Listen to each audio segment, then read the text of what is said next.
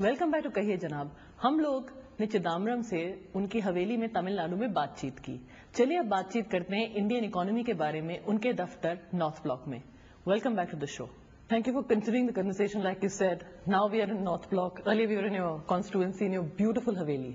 What I want to ask you is the transition from there, I believe you went till kindergarten there, and then to North Block, to Howard. I mean, how does it feel and how does it affect you? Because you clearly have a lot of private spaces there. You're not the standard issue politician who's only happy when he's making speeches. I have no difficulty in making myself comfortable and at home, whether I'm in my village, whether I'm with my party workers, or in my constituency, or in North Block. I know that this is a passage from one world to another world, but I make this journey almost every fortnight. The reality check is when I go to my constituency. The reform instincts are honed when I'm sitting in North Block. I'm quite happy. You mean the worlds never collide? No, I want the worlds to meet. Not collide? They don't collide. They don't collide. I went to a school, as you said, the school you saw maybe in my village for the first few months. But then after that I've moved on and moved to schools in the city of Chennai, college in Chennai, and then post-graduation abroad. I'm quite happy in every world. When we're talking about the reformer in you, recently you said things like the interest rate should come down. When Mr. Reddy doesn't listen to P Chidambaram, the Union Finance Minister, is the reformer in P Chidambaram happy? Or is the Finance Minister of India, who's used to having his own way, does he get upset? All your assumptions are wrong. But once upon a time, the minute the Finance Minister spoke, the Governor of the Reserve Bank actually, didn't speak, cracked the whip, actually reacted. That was now it's sad. That was sad. Mercifully, that era is gone. What you told me is a compliment, in fact, to this government, that we respect the autonomy of the central bank and allow the central bank to take decisions autonomously. Okay, when Rahul Gandhi, Congress MP, and as the newspapers describe him, heir apparent of the Congress, says that I want this modification done in this farmers package, what does the country's finance minister and Congressman P Chidambaram say? What did I respond? But I responded to all the suggestions by saying, yes, many members have made valuable and important suggestions. I will consider them very carefully, because the goal is to include all deserving farmers. But I cannot immediately respond one way or other, because these have to be studied.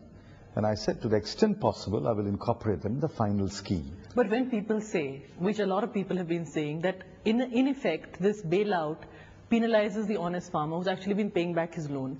VP Singh did it, and it was a complete disaster for the country. If I may say with great respect, this is a very elitist point of view.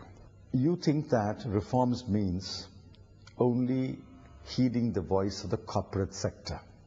Now look at it from the farmer's point of view. The farmers in this country share a very small pie, 18% of the GDP. But they have to produce the wheat, the rice, the sugar, whatever. And because farm output is not growing at a rate at which it should grow, we are dependent on imports. We're actually importing inflation. What about things like the fertilizer subsidy? It's a huge scam. Why don't you? And that doesn't affect any poor farmer. It is a large corporate interest group. Why are we not doing anything about it? I entirely agree with you. My personal view is, and I've made it very plain in 2 budget speeches, that we must revamp the entire subsidy system and deliver subsidized fertilizer, that is implicit subsidy to fertilizer, directly to the farmer. I know there are corporate interests which stand in the way. Even the LPG subsidy, I think that again is something which is completely ridiculous. LPG, government has told the Ministry of Petroleum and Natural Gas to switch over to a smart card system whereby each family will get 12 cylinders per year. Absolutely. Now they are working on a system. Isn't that elitist? Subsidizing me to get my cooking gas, I think is very elitist, which is what the government is doing. It is. But if I take it away from you, I'm sure you'll be the first to protest. I will not. Please. I'm asking you. I have gone to weddings attended by wealthy people, and these wealthy families, heads of families, men and women, who are wearing Kanjivaram saris and gold jewelry, come and tell me, you are increasing the price of LPG, please don't do that. Now, this has become an entitlement to an average family today. Rich, poor, middle class, they think a cylinder is an entitlement. Absolutely. So if you raise the price, there's going to be huge uproar, and no government wants to face the wrath of a large section of the middle class too. I think now, this is the first really candid thing you said in the interview. I want to ask you another question. When you look at the SEZ instinctively, are you happy with the idea? Because why are we giving tax holidays to people who can certainly afford to pay tax? See, this is a post facto analysis. Parliament has passed a bill. Are you happy with it? I have a view. What's your but view? I'm bound by the government's view. What is your view? Within the government, both the Commerce Minister and others have acknowledged that we may have to take a second look at it. In Parliament the other day, there were a number of questions to the Commerce Minister urging him to take a second look at it. There is a group of ministers which is looking at it. I'm not against SEZs. I'm against the proliferation of SEZs. Absolutely, 400 big. Because of the tax expenditure involved and because of the administrative difficulties of administering so many SEZs. As long as there is a stated government policy, I'm bound by that policy. My last two questions. First question, people say, and not necessarily critics, that by giving a lot of discretionary taxation power to the bureaucracy, we all know that we have one of the most corrupt bureaucracies in the world. One of the most, they will obstruct anything. We just have the recent case of the Nanda, the income tax commissioner, getting a 10 crore bribe. Mr. Chidambaram is essentially creating avenues for more corruption and more work for lawyers. What do you say to that? Completely wrong. I have the best track record in terms of tax reform.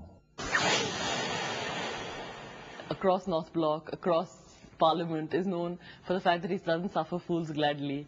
He has a short temper. How much has Karti Chidambaram suffered? I think temperamentally, even though we might have similarities. But have you suffered because of a short temper? His short temper? Yes. Yeah, I mean, I don't think I suffered because of short temper, but sometimes people tell me I'm short-tempered myself. My final question. You're supposed to have a very hot temper. How do you suffer fools gladly? I don't have a hot temper. That's the consensus in the Congress party, in North Block, in Parliament. Please understand, there can be no example where I've shouted at anyone or screamed at anyone. You don't need to. Why should I? I want work done. Thank you so much for talking so candidly to us. Thank you so much for watching. We'll see you again next week.